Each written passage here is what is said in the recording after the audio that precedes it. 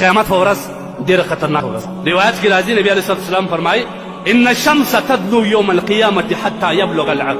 لمر دا د قیامت په ورځ رانږدې شي ان تر دې چې دا خولۍ خپلو غوږو ته راورسېږي. دومرې به سخت حالات دي. نصف الاذن کذلک استغاث بآدم. الله اکبر. حدیث کې راځي نبي علیه الصلاة والسلام د صحابو سره ناست دی. په دې وخت کې دا د پسه یو بازو یو ورون یو چا راوړي. نبي علیه الصلاة والسلام خوړی او بیا دا یې روایت وایي د ټولو انبیاو سردار د قیامت په ورځ به زه کله چې لمر پر یوه نیزه د انسان خولې اوس د قیامت څومره هولناکه ورځ کله چې الله تبارک وتعالی شپېلۍ او انسانان راپورته سي. الله اکبر الله اکبر. الله دې فضل کړي. کوم کسان چې ځانیان یې زنا یې کړي د هغه د بدبویي څخه به ټول محشرګاه ته ساتي. العیاذ بالله. کوم کسان چې نیک صالحان وه هغه به د خپل د مخ د نور په یوازې په لاره کې روان وي. چیغې به وي، نارې به وي، مور به د زوی پرېږدي بېزاره، پلار به د زوی بېزاره، مور به د لورې بېزاره، کور والا بیبي میرمن به د خپل خاوند نه بېزاره. خطرناکه ورځ ده. په دا وخت کې به ډېر وخت تېر سي. یوه ورځ یې 70 میعه 700 کاله. بیا به په دا وخت کې د انسانان ډېر سخت په تکلیف سي. چیغې به وي، بدبویي به وي، د هغه ګناهګارو د بدنو څخه به نوونه بهیږي.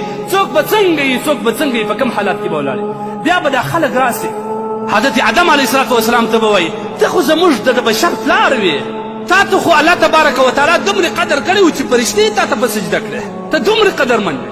واسه یوه د خدای جل جلاله غواز وکړه چې را حساب ژر شروع کړي. آدم علیه الصلاة والسلام وایي زه د دې دپاره نه یم، ما څه یو خطرناکه ګناه سوې ده.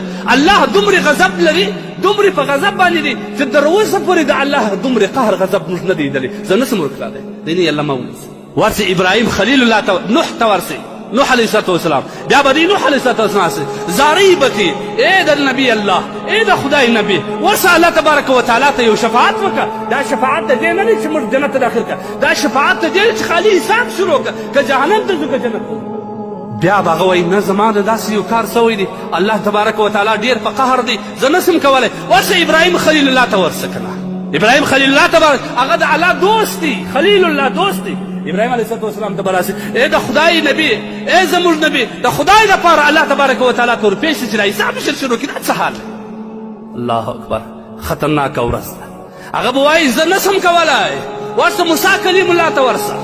دا د الله تبارک وتعالی سره په دنیا کې هم راز کړی دی، خبرې کړي دي. ورسه موسی کلیم الله ته چې راسه هغه وایي نه نه زه نسم کولی. ورسه عیسی علیه الصلاة والسلام ته ورسه. عیسی علیه الصلاة والسلام به ورته وایي نه نه زه نسم کولی. ورسه محمد رسول الله صلی الله علیه وسلم ته ورسه. قربان در دې نبي سم الله دې ما زما مور و پلار اولاد ټوله نړۍ دې الله در د قربان کړي. څومره مهربانه دی مېلمنو. ای بدبخته تا د چا په شکل ځان جوړ کړې، تا د خپل نبي سنت را ژوندی کړله، ته د خپل نبي په سنتو شرمېدلې که نه. هغه نبي به زه د الله رسول صلی الله علیه وسلم به وایي و زه د دې دپاره یم، زه د دې دپاره یم، زه به د الله تبارک وتعالی عرش ته هلته به اجازه اخلي. کله چې اجازه ورته میلاو سي نبي علیه الصلاة والسلام به سر په سجده کړي. الله تبارک وتعالی وایي یا حبیبي، ای زما دوسته، ارفع راسکه، سر دې راپورته که څه غواړې، سل تعطه واشفع تشفع قل یسمع لک. ووایه زه به واورم چې شوایه، ووایه چې غواړې زه به درکم.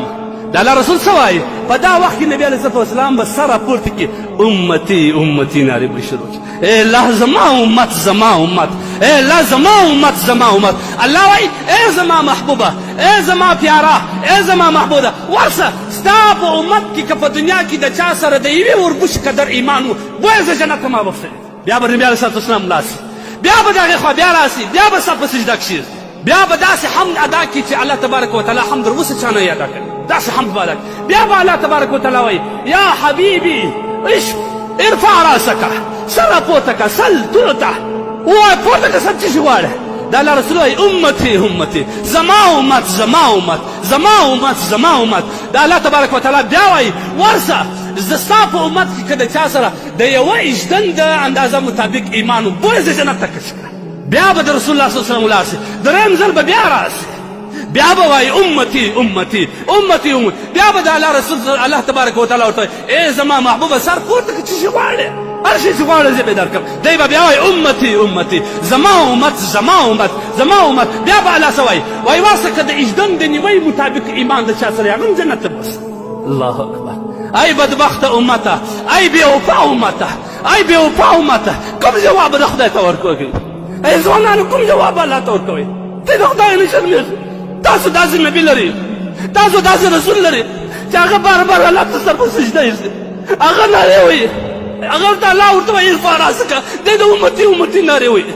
دومره بدبخت دی، دومره د خدای نه لرې، دومره د الله څخه لرې، څو درڅو به دا بدبختي کوي، څو درڅو به دا بدبختي کوي. بیا به الله رسول صلی الله علیه وسلم راسي، بیا به سر په سجده کښېږدي، بیا به د امتي امتي نارې وایي، بیا به الله ورته وایي زما محبوبه څه غواړې؟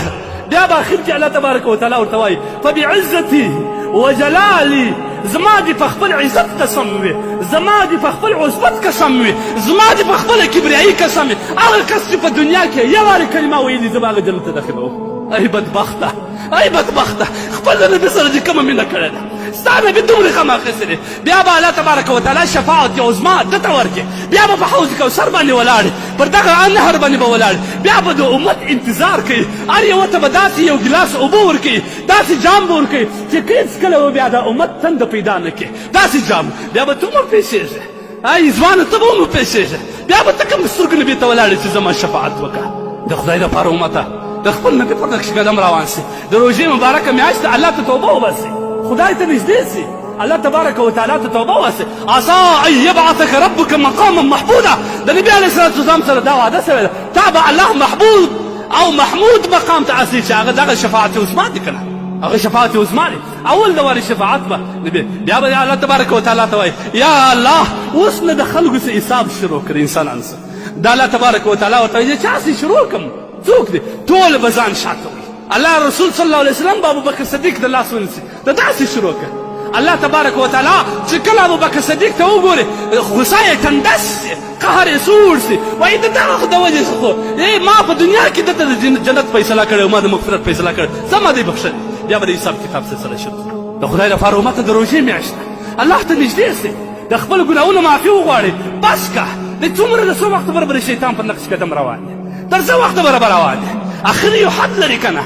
د خدای دپاره الله تبارک وتعالی سره وعده وکړه، خپل شکل صورت د نبي په شرط طریقه جوړ کړه، څو ورځې ژوند به یې، سبا به نه یې، نیمه ورځ به نه یې، څو وخت معلوم دی. الله سره وعده وکړه، د زړه له کومې وعده وکړه، د زړه له کومې وعده وکړه، الله تبارک وتعالی به تا ته توفیق درکړي.